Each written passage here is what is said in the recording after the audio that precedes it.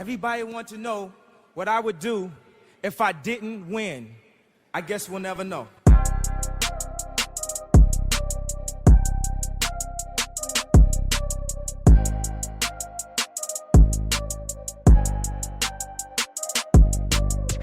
Imagine making a difference. No, imagine being the difference. The difference between I can't and I can, or I won't and I will. The reason someone chooses to wake up and strive for greatness. In life, it can feel like everything is working against you. Let's defy all odds and break generational curses. This is Overstepping Poverty with Daquan and Zacchaeus. Welcome back to Overstepping Poverty, the podcast that provides you with tips, tricks, and hacks in overstepping poverty. My name's Daquan Brooks, and I'm here with my co-host Zacchaeus Shaw. How you doing, Zacchaeus? I'm doing good, brother. Beautiful day outside. You know, last night, actually, did you get woken up by that storm? I did. It literally scared the shit out of me. It was like 4:20. I was on the couch. I was sleeping on the couch, and I woke up and I was like, hold on, who's trying to break in here? Right. And so I woke up around that same time, and I already had went to bed kind of late, and I'm like, frick it. I got up, went to see the damage, and then I was like, I'm actually going to go downstairs. Our downstairs bed is so comfortable. So I went down there, woke up at about 5:30, 6 o'clock, and Jenna was like, where were you? I was like, well, I got scared. So I went downstairs. She's like, you're just going to leave your family like that? I'm like, y'all was asleep. But no, I've been doing good. Excited. We have another great special guest this week for the podcast, so I'm excited to get into that. We have a entrepreneur, business owner, Sioux Falls' very own Loghin Welch on the podcast.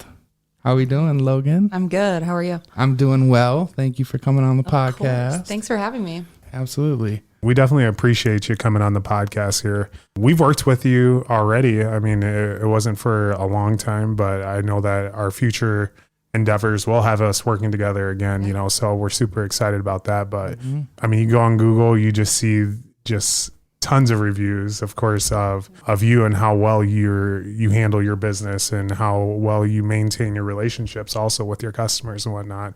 But not only that, I mean, your relationships with the community. So that's what we look forward to having our special guests on here, because they build and maintain those relationships and they help out people. So again, we're excited to have you on. And just to kind of get into this, we want to know more about Loghin.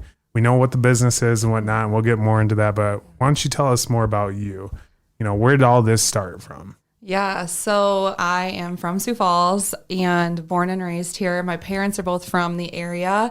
My mom went to Washington High School back in the day. She was the youngest of 8 kids. My dad was the second youngest of 8 kids. So my parents came from very large families. I have a very large extended family. My dad grew up an hour from here in Parkston, South Dakota. They met at SDSU and they decided to come to Sioux Falls when my dad decided to get into his own business as well. Or he started off working for someone that then led to being a partner in that business, kind of like my journey as well. So me and my dad are very similar in that. My parents both came from entrepreneur backgrounds. My mom did as well, and my dad. My mom's family, her dad was an entrepreneur as well. He started mechanic shops back in the day here in Sioux Falls, and then came on to start J&L Harley Davidson back in the day as well here in Sioux Falls, before my uncles kind of ran that. So my background definitely was entrepreneur in the blood from the beginning, even though my family definitely big, huge family. Yeah. And then my parents decided to stay in Sioux Falls, which was great. And I went to O'Gorman and I loved it here so much. I went to college in Mankato. I thought I'd get away, not go to a state school, try to go meet some new people. Got into doing some event planning stuff through our student events team at my campus. Ended up loving the event world. Yeah. And then soon decided I wanted to be back in Sioux Falls because I wanted to be close with my family, and I just love Sioux Falls, and I just saw so much opportunity for growth. And I think being business minded and being entrepreneur spirited, I was like, Sioux Falls is where I got to be. Like, I loved everyone that I grew up with. I was like really thankful for the community I grew up with. And then I also was like, Sioux Falls is like the best of both worlds. It's like small town feel, but like big city feel as well. So I was definitely one of those college kids that was 20 going on 30, and I was ready to get out of college. So I graduated early and moved back literally the day I walked across the stage, and I was like, I'm moving to Sioux Falls. And then my internship with Serendipitous led into a job. And then about 4 years later, it turned into me buying into the business. So that's awesome. It kind of was jet setting from there. Yeah. I want to take it back a little bit. Yeah. So for you coming out of high school, when you were going into college, were you dead set on becoming an entrepreneur, going to school to be getting into business and starting your own stuff? So when I graduated, I thought I was going to be a nurse. So when I was in high school, I originally was like, I want to be a cosmetologist. I want to do hair, all that kind of stuff. Well, my dad and my parents were just kind of like, 4-year education, go to college, get the experiences, grow up a little bit. And then if you still want to do that, go chase your dreams, which looking back, super, super, super thankful for that, because college was definitely where I kind of grew up a lot and where I kind of learned a lot. And also like you learn how to do a lot of relationship stuff in college. You learn how to, have relationships with older people your own age, conflicts, all of that kind of stuff. So I actually was going to be a nurse when I went to college, which lasted about a couple weeks. I would never have, no way. Both my sisters are nurses. There's no way I would have been a nurse. How many times did you change your major? After I did that, I was like, what's like the most broad spectrum degree I can get here that I don't have to really know? So I did mass media with an emphasis in public relations and minors in business management and business marketing. Okay. Essentially, I was like, what can I do anything with? You got 2 majors? Minors. 2 minors and 1 major. Yeah. Okay. Yep. Very nice. 3 years. Yeah. Okay. I did a lot of summer classes because I was very like, get me out of here. So when you got to college, what was some of the things that helped you get involved and want to be doing the event planning and the kind of the stuff that you were getting involved with? Yeah, so it actually all started in high school, ironically, with the Spinsters Committee, because I was on the Spinsters Committee when I was in high school, and that's kind of how actually I got introduced to Serendipitous. And I'm a networker by... That's just who I am as a person. I love to just like build relationships and just remember those people. And if I meet you and if I see you, 2-3 times and I introduce myself to you, like I will say hi to you forever. Right. That's just who I am. So when I was in high school, I was on the Spinsters Committee, and Jessica, my now business partner, came in. And that's actually the first dose I had of doing event planning stuff. So then fast forward to college, when I got involved on the campus piece of it, I was like, started to do event stuff, and I was like planning like the color run and concerts and stuff like that on campus. When I needed an internship, I'm like, I'm going to call that girl who came in and talked to the Spinsters Committee. I follow her on Instagram and Facebook, and that's how it all happened. Dang. Okay. So, which is crazy. So moving back here and of course working for Jessica, who is now your business partner. Obviously in high school you had that relationship there, but what made you stay in that company and want to build with her? I want to know like the details of that. Because you were with her for 4 years before. Yeah, I think it was like 3 or 4 years. I honestly don't even, time has flown. It's been 9 years now, and I'm like, when did this all even happen? It's so bad. But I am huge on letting people spread their wings and fly, and Jessica is too. So not a leash.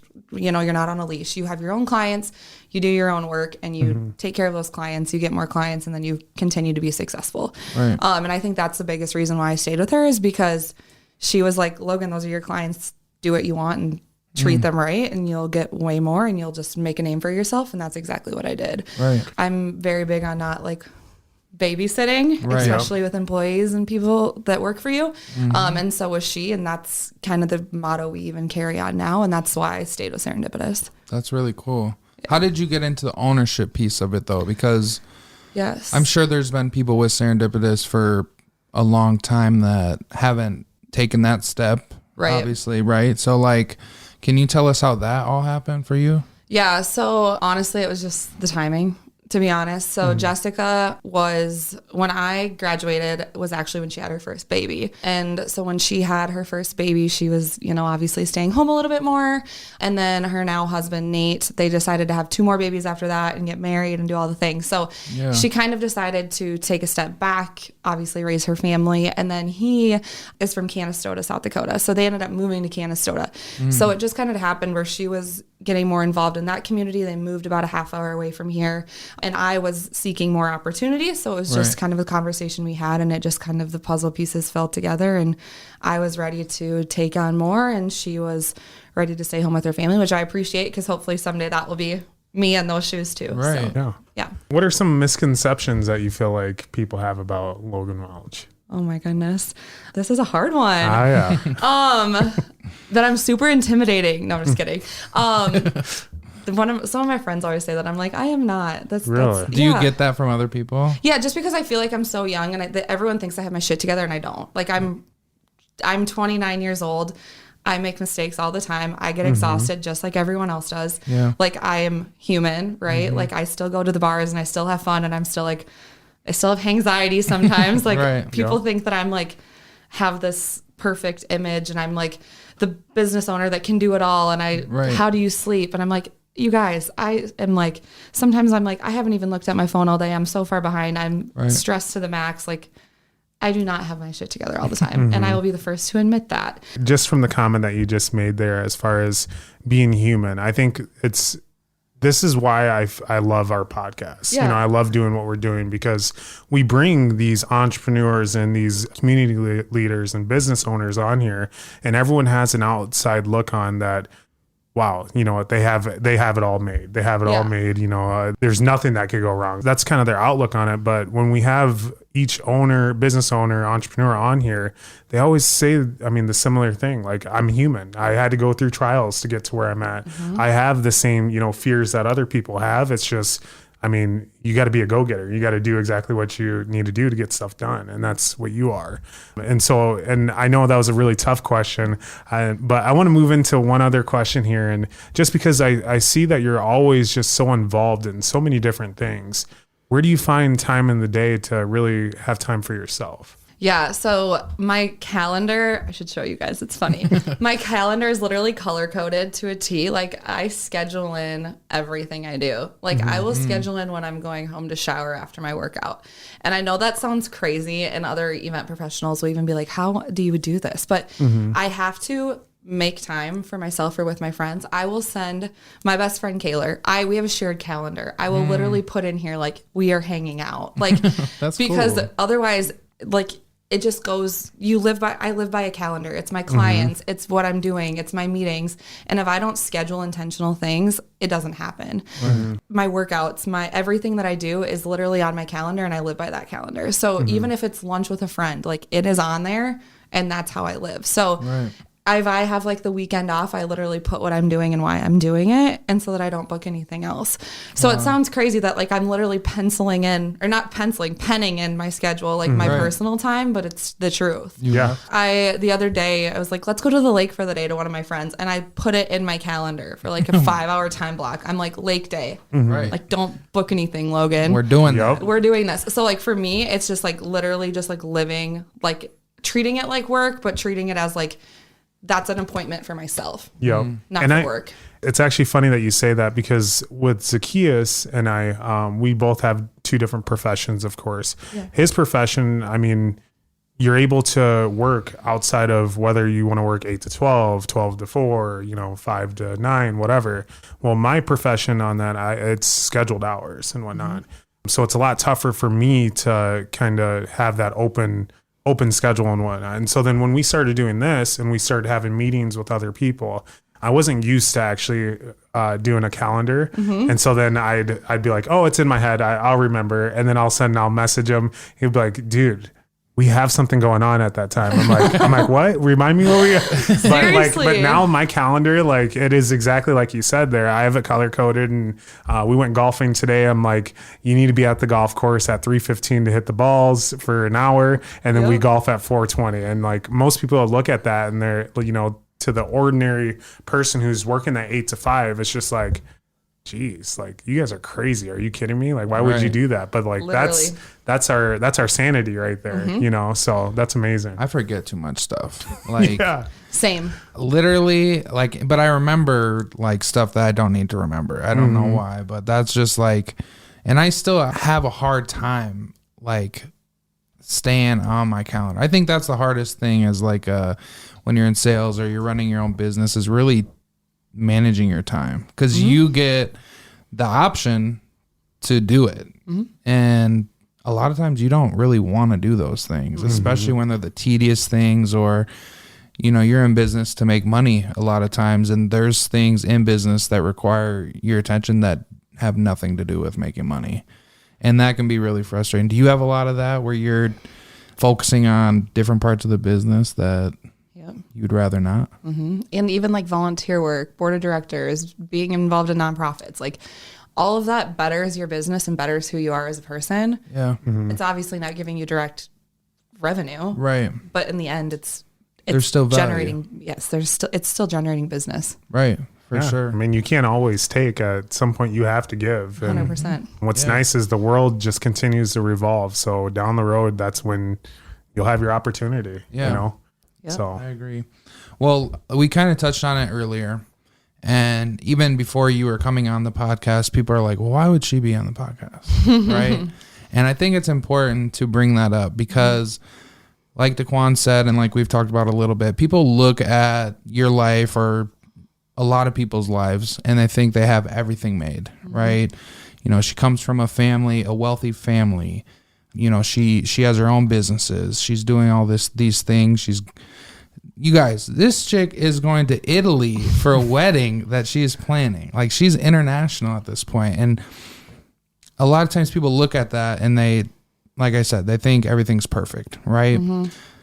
What would you say are some of the challenges that you go through? I know you mentioned like you're human and you're not perfect, but what are like some of the main things that you feel like not necessarily struggle with, but you feel like you could be better at? Yeah.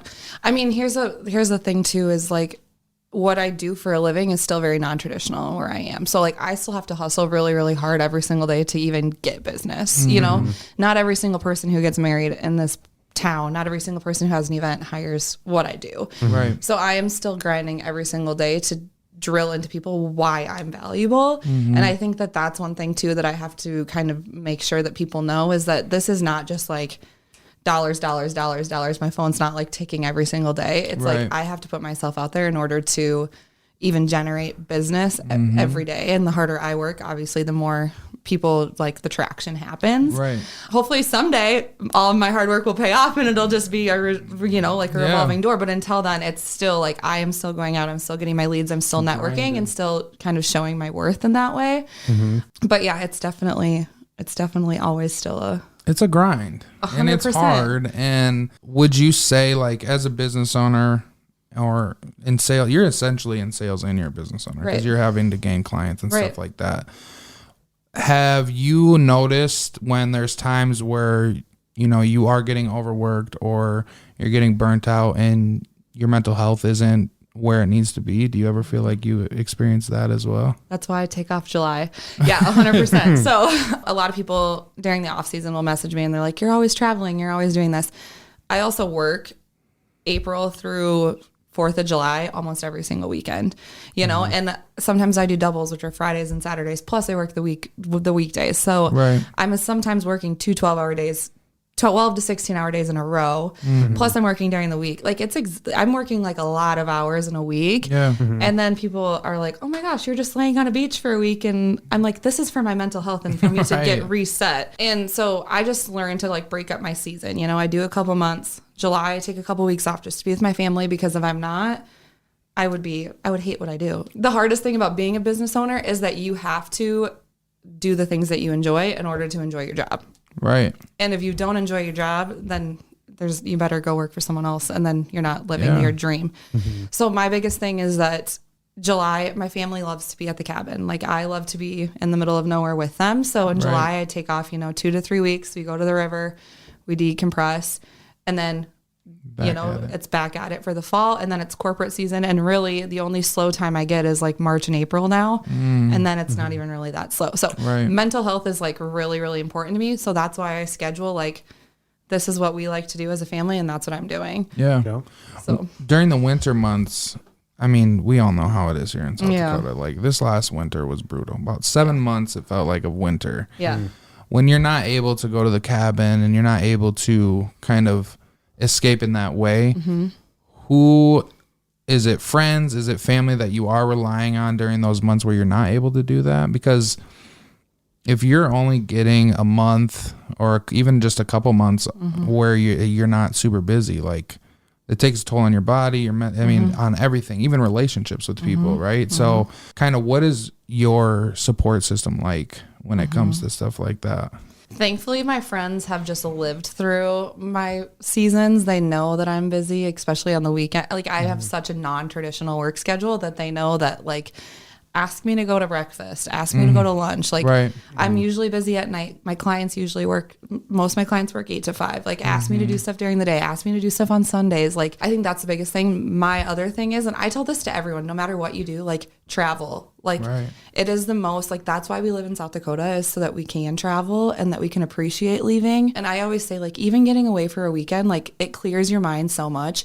But for me, traveling is the only way I can actually unplug. Like I'm still connected to my phone. I'm still connected just like anyone is, you know, to work, just like you guys are. But it's the only way you can actually feel like I don't have to respond right away and I'm not actively needed. Right. So that's like my thing too, is my friends know that that's like, they'll ask me to travel before they'll ask anyone else. They're like, hey, do you want to go do this? I'm like, yeah, sign me up. Right. Like they got my TSA stuff like saved. I'm like, I'm in. Cause they know I'm still probably going to be working on that trip, but like, it's going to be 1, good for my mental health. 2, that's why I live here, is so that I can travel. Absolutely. That's cool. How do you continue to learn and grow in the field that you're in? Yes. So a lot of it is just researching and just keeping up on trends. And then obviously just making sure that I'm always like trying to be the best I can be. I try to go to a lot of conferences, do a lot of that kind of stuff, but then also just like educate my team and make sure that my team is always knowledgeable and making sure that they are doing what they're supposed to be doing, but also making sure that we're always staying the leader in the industry in our area. And then obviously with, like you said, Zacchaeus, with like doing the international stuff, like I have to relearn my job over and over and over again because that's a whole new market. So I'm always learning, and every single year events change, nonprofit world changes as far as fundraisers and corporate events. So I'm always looking at what's on the horizons and staying up to date on forums and podcasts and things like that. Yeah. Would you say that you've ever had like someone that kind of mentored you? And I know, and maybe Jessica, because I know you said that she became your business partner. Was there anyone outside of Serendipitous that mentored you? Yeah, absolutely. So there's a lot. Our Sioux Falls event professional group is so good. There's a couple DJs. There's a couple like a rental company person that I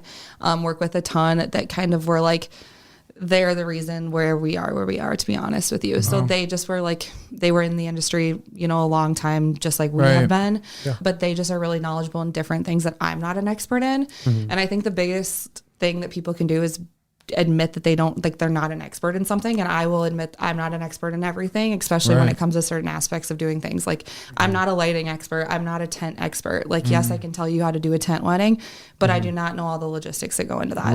And I think that that's like one of the biggest things that comes down, any kind of career that you do, is like just admitting that you know what you're doing in something, but you're not perfect in everything. Yeah. Always room for growth and always 100% room to learn. Yeah. You know? It's like that saying, if you want to go fast, go by yourself. If you want to go far, go with a team. 100%. And sometimes your team isn't your direct coworkers, right? 100%. Like the team is the people that you surround yourself, and you should be surrounding yourself with people that fill your weaknesses with their strengths. Absolutely. Right? 100%. So that you're all helping each other in that manner. Something I wanted to touch on before we get too far away from it is the fact that you are always grinding, right? Why? I don't know. Right? Like what drives you? What is your drive? Do you have like a goal in mind, or like what drives you? Because you're always, you're busy. You're a busy girl. Just say it with me. Say, I'm her. That's why I'm her. Hey, you know, I haven't really figured out what that is. I don't have to like prove anyone wrong. I don't think like some people are like, who are you trying to prove? Like, obviously I'm trying, I prove to myself that I can do, I'm completely financially on my own. I have been since I graduated college, and I'm really, really, really proud of that. And I just think that I don't really know like why. I just want to live a really, really good life, and I want to give my future family a really good life. But my other thing is like, I think life's all about experiences, right? I'm not married yet. I don't have kids yet. So like, I grind right now so I can travel. Right. Like that is what I do. Like I travel all the time, like I kind of said earlier, but for me right now, I'm like, I don't have anything holding me here, like holding me besides my business, obviously. Right. I'm not leaving, but I just am like, I would rather work my ass off to be able to go and do a bunch of fun things right now while I have nothing that I need to, you know, take care of here. Yep. So that hopefully, you know, when I have to provide for kids or I have to provide for a family, then it can kind of like switch roles. So for me, it's like I'm setting myself up for 20 years from now. Hopefully I can retire at a decent age. That's another thing. I don't know. You know, like I also am like, you also have to think like self-employment.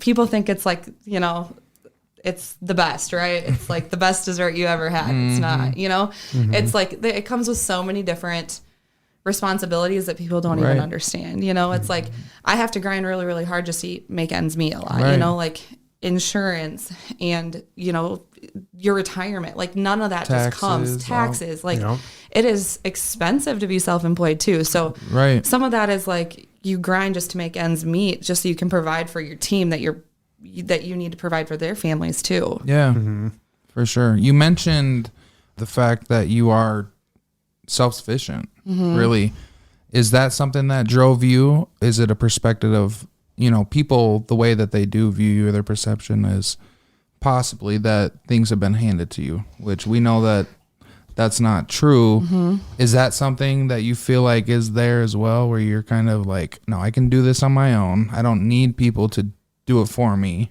Yeah. I think that I'm super blessed with like my education. Like I loved going to O'Gorman. I loved the community I came from. Obviously, you know that. And super blessed with all of that. And I just, the way that my parents raised me after that, I'm super thankful for. Definitely was, you know, like get your education and then you're kind of on your own. You know, we'll give you the tools you need to be successful, but then you need to run with it. And I think that that's kind of the biggest thing that you can do as a parent is just kind of give them the tools that you need and just let them be successful and let them spread their wings and let them fail if they need to. I remember the first time I had to pay in income taxes. This was like the first year I graduated after college, and I called my dad and I owed him $3,000 for my income taxes. And I called him and I was crying. I'm like, Dad, I owe $3,000. And he was like, that's nothing. Like, call, you know what I mean? Like, call me later. That means you're making money. You're fine, you know? Yeah. And now I look back and I'm like, damn, I wish I still only had to pay that. Like, and it's just, I think that, yes, it's self-sufficient is good, but I think it's also like the way my parents both came from basically nothing. So, I mean, they had huge families. So their parents, they were fine, but they were not like wealthy. Right. Yeah. So I think that they were just, my dad worked road construction while he was in college. Like he would work road construction for a semester and then go to college for a semester. So it took him forever to get through 7 years get through college because he would like work and then go to school to pay for it. Smart. Yeah. So I think that like the way they parented us made it. So I was like, I'm going to prove to them like I can be self-employed and I can do this. So it was, I think it's one of those like more of like me and my pride. Right. So yeah. There's nothing wrong with that. No, there's a book that I'm currently reading, and it's Think and Grow Rich. And one of the things that he says in there, because he's a leader, he owns many businesses and whatnot. But one of the main things I took from him is he said, if you want to be a leader, the best leaders don't stand in the way.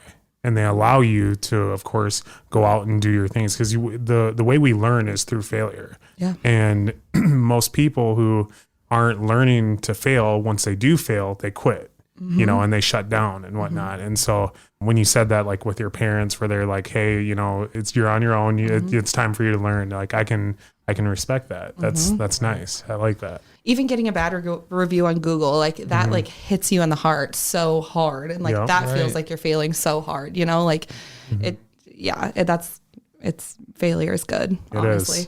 It really is. And speaking of failure, I want to know, just on the business end of it, what are some challenges that you faced as kind of a young event planner?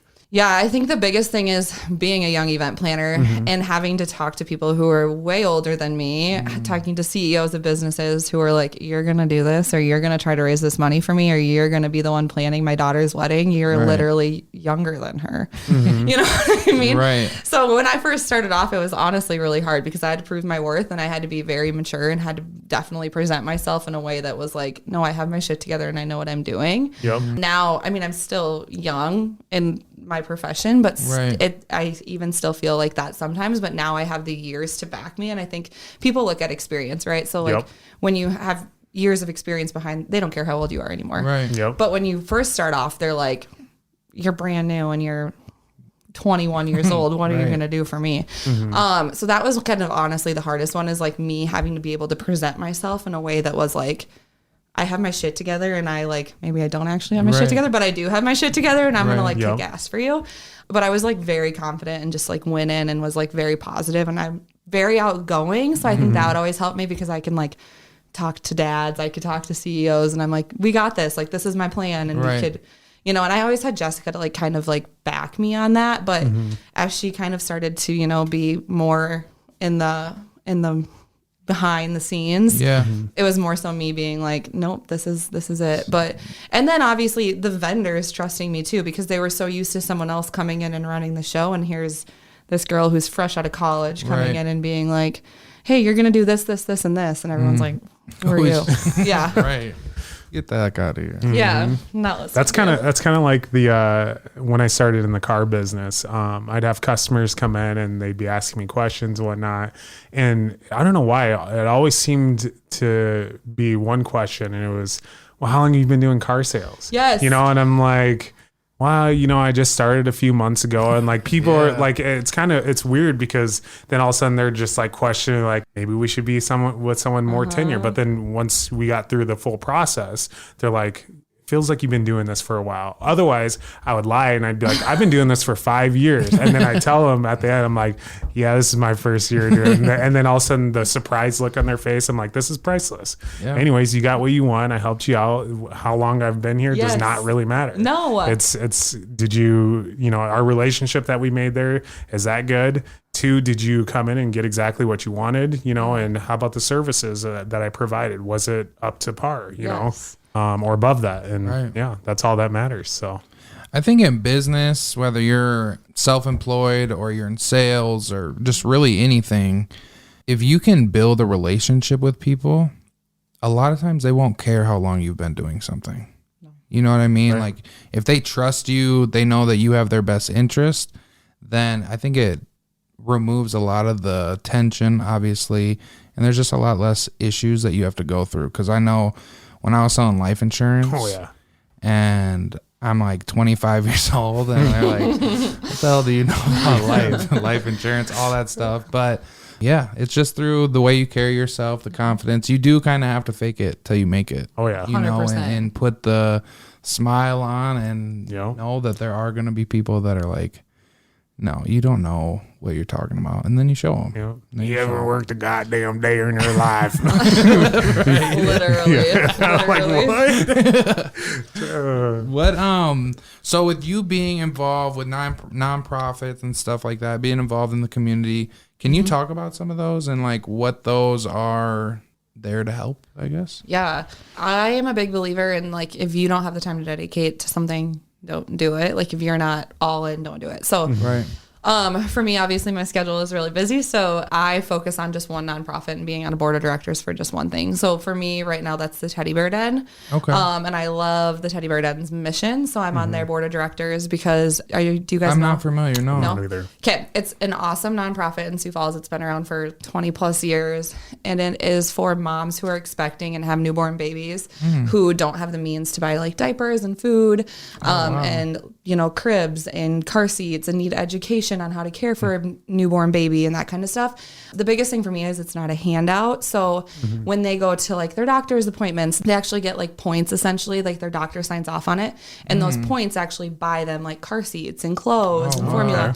So like if they stay like drug free, or they don't smoke, or they attend their appointments, or they go to like education classes, all those points add up. So Right. I'm on the board of directors for the Teddy Bear Den because I just obviously love women and love, Right. you know, babies and all that kind of stuff. And I think that's awesome. And we need the future, obviously, is Right. babies.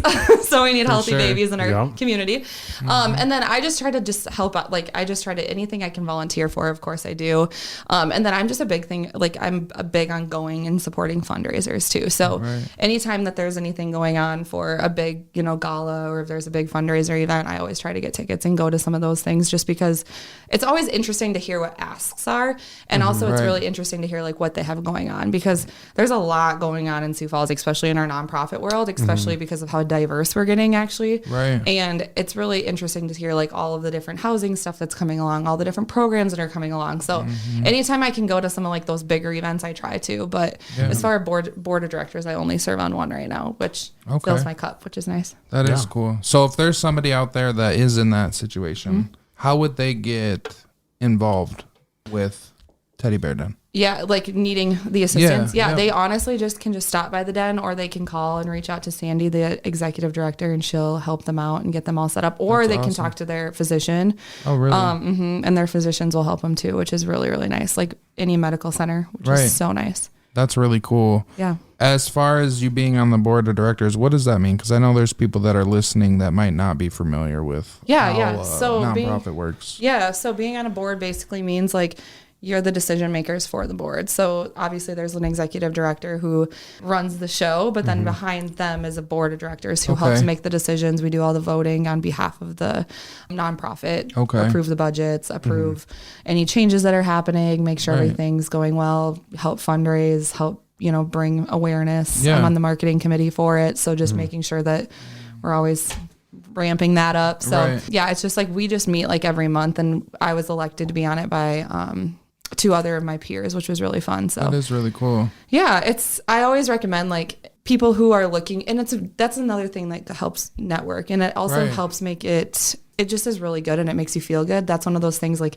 obviously you don't get paid to be on a board of directors, but the way you feel when you leave one of those things, that's invaluable. So I always say like definitely get involved if you can. Anyone, no matter if you work for someone or if you're on your own, get involved. Yeah. We keep kind of going over it and talking about it, just touching on it. And in a past podcast, we've talked about like currency and money and stuff like that. But a lot of times the most valuable thing that you get isn't monetary, right? It's like you said, it's like the feeling that you get leaving something like that, or knowing that you are helping a mother provide for her children and stuff like that. So I think getting involved, I mean, that's one of the biggest reasons I coach football is so I can stay involved with the youth for one. My first year when I coached at O'Gorman, I left Patrick Henry, where I was getting paid to coach, to go to O'Gorman and volunteer. We had a great season, had so much fun. My second year at O'Gorman, I was getting paid. And for whatever reason, it just did not feel the same. Like it was like not as much joy. I didn't feel as excited to go to, it was just weird. And I think a lot of times we put, our target on the dollar bills when really we need to just get more involved with our community and helping people where they're at. So definitely take that step and find out how you can help somebody get better. It's going to help you probably more than it helps them. 100%. And for people who are kind of taking that journey to become a business owner, what's some valuable information that you'd like to share with them in that journey? Yeah. I think the biggest thing that anyone needs to know, like, it seems intimidating, but like just get a really good support system and you'll be successful. I think a lot of people don't ask for help, and I think that's like one of the hardest. It's the hardest thing to do is to ask for help, but it's also the easiest thing you can do to be successful. I always say that you're only a pro at what you know, right? So I'm not a pro at bookkeeping. I'm not a pro at being an accountant. Like hire that out. Like that's not what I do. So I always tell people, like, if you want to start a business or if you want to be really successful at it, like do what you're good at and get rid of the rest of it. Outsource it, hire it out, simplify your life. Because otherwise you're going to be stressed every single fucking night. Seriously. My life became so much easier when I started hiring stuff out. I bet. And also like business ownership is it's the hardest thing you'll ever do, but it's the most rewarding thing you'll ever do. Right. I love it. Yes. It is hard as hell. Yeah. God. There's days where you're like, I do not want to get out of bed and go do this shit. Yeah. I mean, there's days that people, they're like, oh yeah, you're just chilling today. I'm like, yeah, I'm fucking chilling because I worked yesterday until 1 a.m. and I started at 6 a.m. Right. So yeah, I'm chilling. No, sir. I have one more question just before we move into our next part of our episode here. Yeah. It's something that we ask everyone that comes on to the show, and that's what overstepping poverty means to you.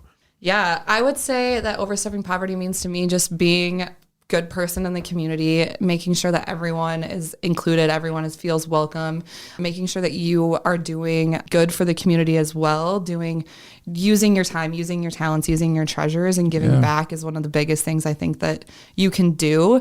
It doesn't matter where you come from either. You can come from wealth, you can come from poverty. That does not matter. I think it's about who you are and what your character is. And every single person who is willing to be vulnerable and willing to give back is going to be a light in our community. And I think we need a lot more of that. So that's what I would tell everyone to do is just be positive and get involved. I love it. Yeah, be that hand that's reaching down to help somebody up. Yep. Yes, there is room for everyone because we are only growing. Right. Yep. Abundance. Yes, 100%. Mindset. Absolutely. So this is the part of our episode here where we actually want to open up questions, what we call as our round table. So I want you to go ahead and ask Zacchaeus and I questions that you've kind of thought about and you're like, I got to ask him this. Fire away. Yeah. So I want to just know, both of you guys are in sale. Both of you guys are you're not running your own businesses, but it probably kind of feels like that. Like you guys are running your own schedules. You guys are both running your own. You're working with clients directly. Yep. Tell me what you guys are liking about that. Tell me how do you guys like the rewardingness of that? Tell me about that. I love it. When I went from working in the school district, working like a 9 to 5 or 8 to 3 in that, or 8 to 4 in that sense. When I was there, I was making $1,600 a month, right, in the school district. And at the time, I could have quit and became a sub and chose which days I worked and made more money than my full-time position, which is just disrespectful. Let's be real. But that was really for me, that was one of the last straws where it's I know that there's more money for sure that I can be making. I don't know what it's going to be. And I stumbled across New York Life and doing life insurance and stuff like that. And that was my first introduction into kind of that self-employed world. 100% commission. If you don't get a sale, you don't get a new client, you don't get paid. And I love it, to be completely honest. It's weird because I went through probably about 8 months of really not making much money at all.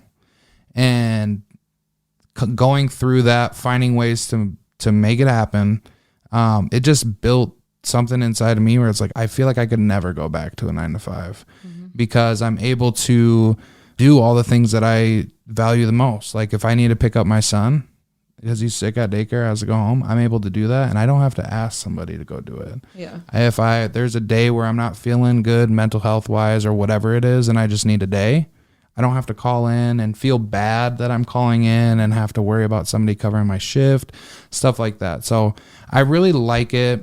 It gives me the potential to do and make however much money I want. The struggles, though, is a lot of those same exact things I just said are the things that I love about it. We talked about managing your schedule. We talked about having to do things always that you don't necessarily want to do, but they're necessary for your business. Right. And they're tedious things a lot of the times. And you're like, oh my God, I can't wait. At least in my position where I'm at now, I'm like, I can't wait till I can hire somebody to do this. Right. So, cause I know that that's going to make things easier for me, but there are definitely challenges, but I wouldn't be able to do it without my support system either. So there's a lot of different factors that go into it. But for me, it's allowed us to get something like this set up and running, right? And just, I don't know, I love it. Be able to give back to the community and whatnot. Yeah, and giveaways and just a bunch of different stuff. Absolutely. A year ago, when I first got in front of a camera, was at Cross Country Mortgage to do mortgage videos, which at this point I'm over. To be completely honest, I did a full year of it. I'm like, God, that's the only thing I have. But I remember recording my first video, and the assistant, her name's Emily, was helping me. I'm like, yeah, you need to leave the room while I do this. Because I was embarrassed and didn't know, I don't know. People are just scared to hear themselves and see themselves. But through the self-employment type job, it's built a lot of confidence, a lot of tough skin as well. So yeah, for me, it's the biggest thing I love about it is every day is different and whatnot. And not only is every day different, but every person that you run into and you meet is completely different. And they have different situations that they're going through as well. And so I find pride in being able to help people purchase vehicles. I'm on the finance end of it.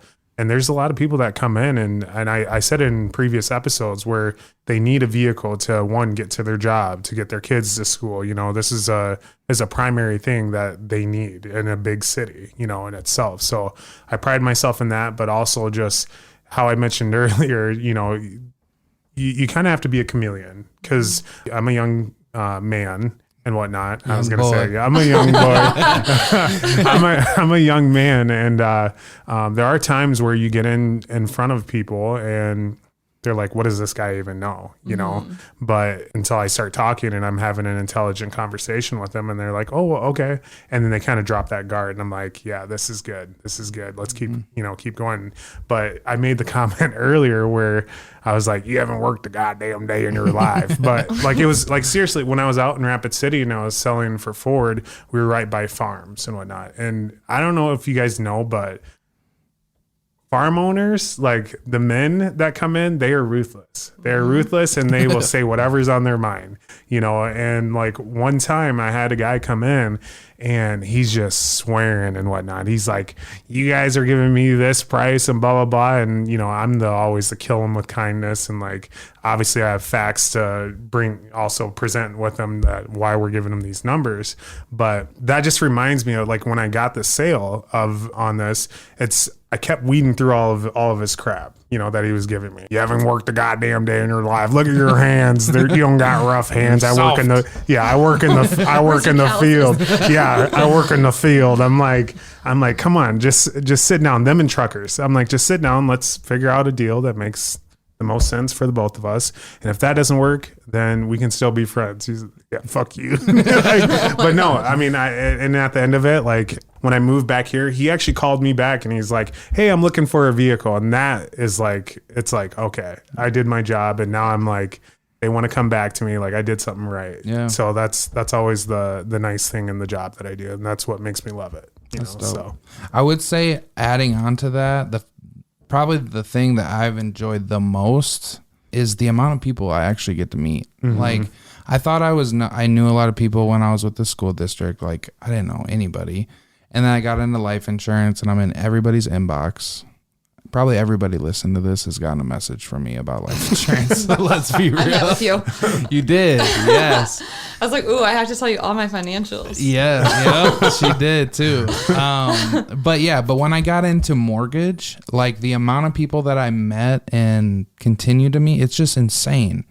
First of all, how many professionals there are in Sioux Falls, but how much you don't really realize when you're not out and about and having to meet people, kind of how sheltered you kind of are. There's so many people out there that are living in our city doing great things. And that's a part of why we wanted to do something like this, so we can kind of shine light on those people. But, you know, and that was kind of a struggle with you and kind of where we're at, because I'm always like, hey, you know Daquan? And they're like, no, I don't know who that is. I'm like, oh, you got to meet Daquan. You have to meet him. But yeah, so meeting people has been one of my favorite things as well, because those are the relationships that I think really are going to bring what I really want in life, the relationships that I have. So 100%. Yeah. Do you have any other questions for us? Like, what are your guys' biggest asks right now in your businesses? Like, everyone always has like something that they're hoping for or needing. For my business, I mean, as you guys know, I work for Billy and Toyota, and I think the biggest thing is more vehicles. I mean, we just came out of, COVID was 2 years ago, but we're still in the effects of it. And so we're not getting as many new vehicles on the ground, which means most people who are purchasing new vehicles, they have trades. So then that means that the used market is down as well, because we're not getting enough trades in and whatnot. So, I mean, it's really just getting vehicles on the lot. Yeah. I think my biggest ask is, I don't even really think it is business related, honestly, because I do enough of that, honestly. But just, I guess, I don't know. When you say that, I think football season is coming up next month. And I don't know why it's on my mind when you ask that. But something that needs to change in Sioux Falls actually is the coaching that is had at the high school and middle school level. So if you're listening to this and you've had any desire to coach, you guys need to get out there, because there are kids that need you out here in Sioux Falls that are being coached by people that really are not there for the right intentions. an ask, I guess, as a whole for Sioux Falls is just get more involved, because you mentioned it with the youth earlier, like they really need it. And being at O'Gorman, we had our first year, we had an all minority coaching staff for the 7th grade team. And we would go to places like Edison, we'd go to George McGovern, and there would literally be students from those other schools like kind of side eyeing us. And we're at Edison, and this kid is like, yo, why are you at O'Gorman coaching those kids and not at a school like Edison? And truthfully, O'Gorman was the only one that would give us a chance, first of all. And second of all, just being like hearing that from those kids, like it's like a cry for help almost. Like, yo, we need your help. We see what you're doing with these kids. We need that too. So people just need to get more involved, especially as we grow. The diversity is growing here in Sioux Falls. There's going to be a ton of opportunities, and I think people can get ahead of it now, especially if coaching and something like that is what they want to do. So that was a good question, though. That was. Yeah, I like your spin on it. That's good. Yeah. So let's move into the last part of our episode here, where we actually want you to give our listeners and our viewers 5 tips, tricks, and hacks on how to overstep poverty, whether it's related to their life in general or their business. I mean, really anything. Yeah, so some of these I kind of like touched on throughout talking, but I think the first one is, 1, seek help if you need it, as far as managing your money if you need that, because managing your money is like the number one stressor in your life. No one likes to look at their bank account and be like, what is happening? So I think find that one person that you can trust to talk to and get advice from. That's huge. Second one, from a business perspective, I know I touched on this earlier, but find a mentor, someone that you can kind of trust with. How do I run this business? How do I network myself? How do I start? How do I do this? What's my foundation? That is definitely a huge one. Another business one is definitely find your professionals that are on your team. No successful business is going to run without someone who's on your team, as far as accounting, bookkeeping, legal. Find your team. Keep them close, have them understand what you're going for in your structure, and you will be so successful in the long run. My fourth one is definitely make sure yourself is a priority, because if you're not a priority to yourself, you will be so run down, and no one is the best version of themselves. I think that's one of the biggest things I struggled with, is just not prioritizing myself. But once I prioritized myself, everything in my life changed. So definitely always remember that yourself is number one priority, and then everything else follows.